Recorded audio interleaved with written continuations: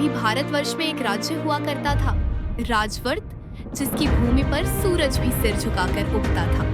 वहाँ का राजा वीर सिंह न्यायप्रिय और साहसी था, पर उसकी एक पीड़ा थी जो उसे रातों को सोने नहीं देती थी।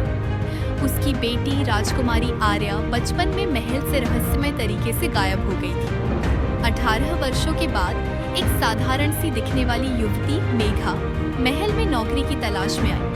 उसके चेहरे में कुछ था, कुछ जाना पहचाना। रानी रत्नप्रिया को पता नहीं क्यों मेघा में अपनी बेटी की झलक दिखती है। वो उसे महल के भीतर विशेष काम देती है और धीरे धीरे एक माँ बेटी का सा रिश्ता बनने लगता है। एक रात मेघा को गलती से महल की पुरानी तिजोरी का दरवाजा खुला मिलता है। अंदर कुछ पुराने दस्तावेज होते हैं जिनमें एक चित्र और नाम आर्या। वो चित्र हूबहू उसकी तरह दिखता है। मेघा अब सवालों के भंवर में है। वो कौन है?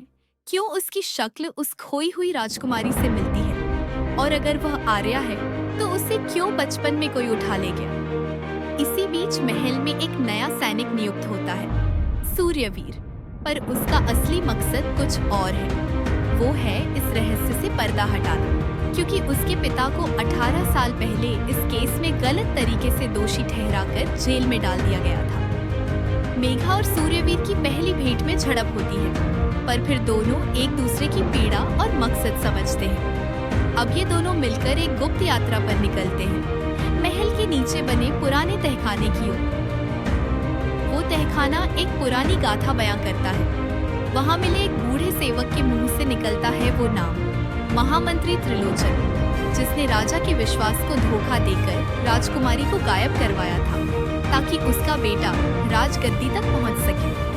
सच सामने आता है, मेघा ही आर्या है। बचपन में उसे जंगल में छोड़ दिया गया था, पर एक साधु ने उसे पाला।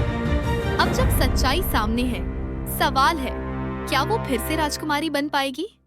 रानी रत्नप्रिया जब जानती है कि मेघा ही उनकी बेटी है, तो पूरा राजमहल आंसुओं में डूब जाता है। पर राजा वीर सिंह को विश्वास नहीं होता, जब तक कि वह खुद एक पुरानी अंगूठी और राजकुमारी का बचपन का खिलौना देख नहीं लेते। महामंत्री त्रिलोचन अब भी सत्ता पर कब्जा चाहता है। वो महल में विद्रोह भड़काता है, पर सूर्यवीर की मदद से राजकुमारी आर्या और राजा वीर सिंह सच्चाई को सामने लाते हैं और महामंत्री को गिरफ्तार किया जाता है। राज्य को उसकी खोई हुई बेटी वापस मिलती है। सूर्यवीर को न्याय दिलवाने वाला योद्धा घोषित किया जाता है।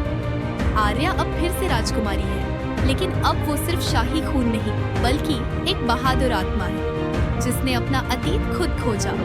कभी कभी वक्त छीन लेता है हमारे अपनों को, पर सच्चाई और प्रेम की लौ उसे फिर से लौटा भी देती है।